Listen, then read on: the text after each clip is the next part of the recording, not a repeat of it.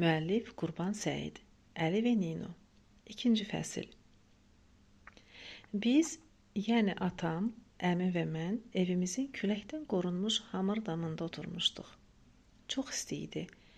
Yerdə yumşaq, rəngbərəng Qarabağ xalçaları barbarlara xas əcaib şəkildə sərilmişdi və biz bardaş qurub onların üstündə əyləşmişdik.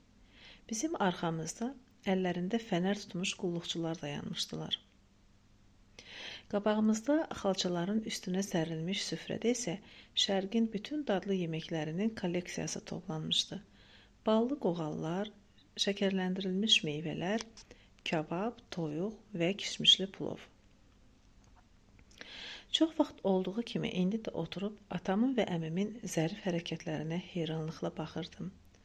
Onlar sol əllərini tərpətmədən iri lavaşdan tikə kəsir, ondan qotaz düzəldir, içini ətlə doldurub ağızlarına qoyurdular.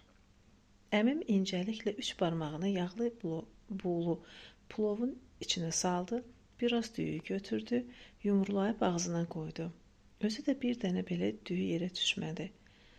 Allah haqqına, ruslar bıçaq və çəngəllə yemək vərdişləri ilə çox öyünürlər. Amma hətta ən axmaq adam belə bir ay içərisində bu cür yemək tərzini öyrənə bilərdi. Mən də bıçaq və çəngəllə rahat yeyə bilirəm və Avropalıların süfrəsində necə hərəkət etməyi də yaxşı öyrənmişəm. Lakin 18 yaşım olmasına baxmayaraq, mən atam yaxud əmim kimi tam alicənablıqla yemək yeyə bilmirəm. Onlar yalnız sağ əlin 3 barmağı ilə saysız-hesabsız şərq yeməklərini elə yeyib qurtarırdılar ki, hətta əllərinin üstü belə tərtəmiz qalırdı. Nino bizim yemək üsulumuza barbar kimi baxır. Kipiano ailəsinin evində həmişə stol arxasında oturub Avropa sayağı yemək yeyirdilər. Bizim evdə isə yalnız rus qonaqlarımız olanda bu cür yeyilərdi. Mənim xalça üstündə oturub əllərimlə yemək yediyimi fikirləşəndə Nino dəhşətə gəlirdi. Amma o yaddan çıxardır ki, onun öz doğma atası ilk dəfə 20 yaşı olanda əlinə çəngəl götürmüşdü. Yemək qurtardı. Biz əllərimizi yuduq. Əmim də qısa bir dua oxudu. Bundan sonra yeməkləri süfrənin üstündən yığışdırdılar. İçində tünd çay olan balaca fincanlar gətirildi və əmim yaxşı yeməkdən sonra bütün qoca adamların etdiyi kimi oradan-buradan boş-boş danışmağa başladı. Atam lap az danışırdı. Mən də susub oturmuşdum. Çünki adət belə tələb edirdi. Yalnız əmim söhbət edirdi və hər dəfə Bakıya gələndə etdiyi kimi sarayında çox mühüm, amma mənim üçün hələ də tam aydın olmayan bir rol oynadığı Böyük Nəsrəddin Şahın zəmanəsindən bəhs edirdi. Əmim davam edib dedi: 30 il Şahənşahın iltifat xalçasının üstündə oturdum. Əlahəzrət 3 dəfə xaricə səyahət edərkən məni özü ilə aparmışdı. Bu səyahətlər zamanı mən kafirlərin dünyası ilə hamıdan yaxşı tanış oldum. Biz Qeysər və Kral saraylarını ziyarət etdik. Zəmanənin ən məşhur xristianları ilə görüşdük. Çox qəribə bir dünyadır onların dünyası. Özü də ən qəribə cəhət qadınlarla rəftar idi. Qadınlar, o cümlədən kral və Qeysərlərin arvadları sarayda çılpaq gəzirdilər və heç kim hirslənmirdi. Bəlkə də ya xristianlar əsli kişi deyirlər, yaxud da görünür başqa səbəblərdən ötürü. Bunun tam əksinə olaraq əhəmiyyətsiz şeylər bu kafirləri qəzəbləndirirdi. Bir dəfə Əlahəzrət Çarın ziyafətinə dəvət olunmuşdu. Çariçə də onun yanında əyləşmişdi. Əlahəzrətin boşqabında bir dadlı toyuq tikəsi var idi. Şah bu yağlı, gözəl tikəni alicənablıqla sağ əlinin 3 barmağı ilə götürüb Çariçanın boşqabına qoydu ki, ona xidmət etdiyini göstərsin. Çariçanın rəngi dəyişdi və qorxudan öskürməyə başladı. Sonra öyrəndi ki, Çarın bir çox əyanı və şahzadələri şahın lütfkarlığından və iltifatlarından lap sarsılmışlar. Baxın, görün, Avropalıların nəzərində qadın nə qədər alçaq səviyyədə durur. Kişilər onların lüt bədənlərini bütün dünyaya göstərirlər, amma onlarla nəzakətli rəftar edə bilmirlər. Hələ bu nədir? Fransız səfiri hətta yeməkdən sonra Çarın arvadını qucaqlayıb, eybəcər bir musiqinin sədaları altında onunla salonda fırlanırdı. Çarın özü və onun bir çox mühafizə zabiti bu səhnəyə tamaşa edirdilər. Amma heç biri çarın namusunu qorumadı. Berlində isə lap nadir bir teatra rast gəldik. Bizi operaya apardılar. Səhnədə kök bir qadın durub eybəcər şəkildə oxuyurdu. Operanın adı Afrikalı qadın idi. Qadının səsindən heç xoşumuz gəlmədi. Qeyser Wilhelm bunu sezdi və qadına yerindəcə cəza verilməsini əmr etdi. Axırıncı pərdədə çoxlu zənci peyda oldu və səhnədə nəhəng bir tonqal qalandı. Qadının əl-qolunu bağladılar və tonqalın üstünə qoyub yavaş-yavaş yandırdılar. Bu bizi çox razı saldı. Sonralar bir nəfər bizə dedi ki, atəş yalnız simvolik bir atəş idi. Amma biz buna inanmadıq. Çünki qadının çığırtısı qısa müddət əvvəl şahın əmri ilə Tehranda yandırılan kafir qadın Hürriyyət ül-Ayinin qışqırtısı qədər dəhşətli idi.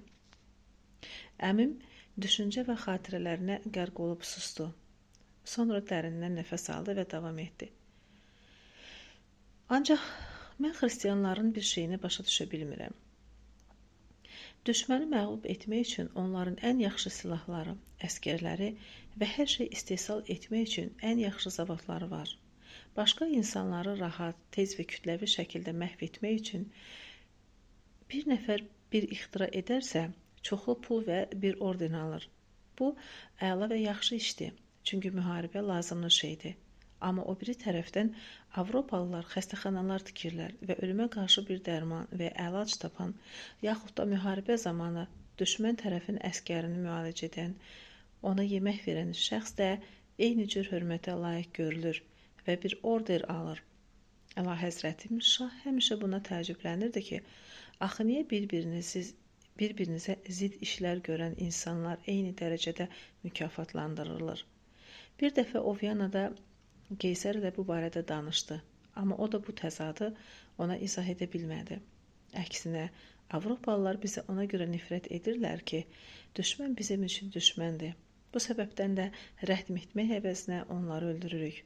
Onlar bizə ona görə nifrət edirlər ki, biz 4 arvad saxlaya bilərik. Halbuki, çox vaxt onlar 4-dən də çox arvad saxlayırlar. Buna baxmayaraq, Allahın buyurduğu kimi yaşayıb hökmranlıq etdiyimiz üçün onlar bizə nifrət bəsləyirlər.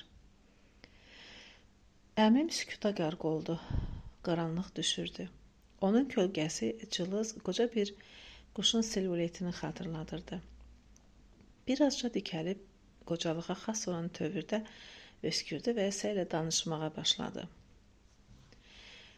Bütün bunlara rəğmən Allahımızın bizdən tələb etdiyi bütün işləri görürük. Avropalılar isə onların Allahının tələb etdiyi şeyləri etmirlər. Bu fərqə baxmayaraq Allah onlara daha çox qüvvət və güc verir, bizimkini isə alır. Bunun səbəbini kim mənə izah edə bilər? Biz bunu edə bilməzdik. Bu qoca və yorğun kişi ayağa durdu və asta-asta öz otağına getdi. Atam da onun dalınca getdi. Qulluqçular çay fincanlarını yığdılar. Mən damda tək-tənha qaldım. Yatmağa getmək istəmirdim. Şəhəri qaranlıq bürümüşdü. Əslində burada bir yox, 2 şəhər var idi. Elə bil bu 2 şəhər qoz qabığı kimi bir-birinə yapışmışdı. Qoz qabığı qədim qala divarları xaricində yerləşən Bayır şəhəridir. Orada küçələr enli, evlər hündür, insanlar da pulpərəst və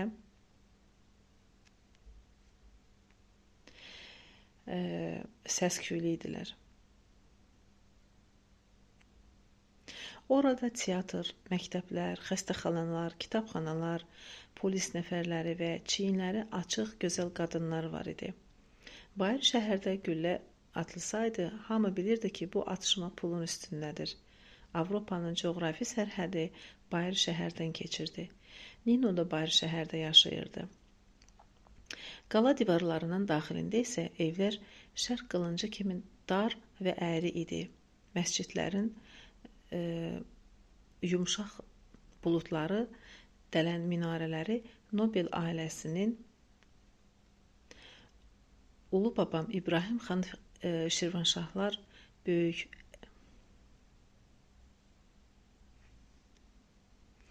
əyri xəncərini çıxardıb hökmdara verdi. Həsənqulu xan xəncəri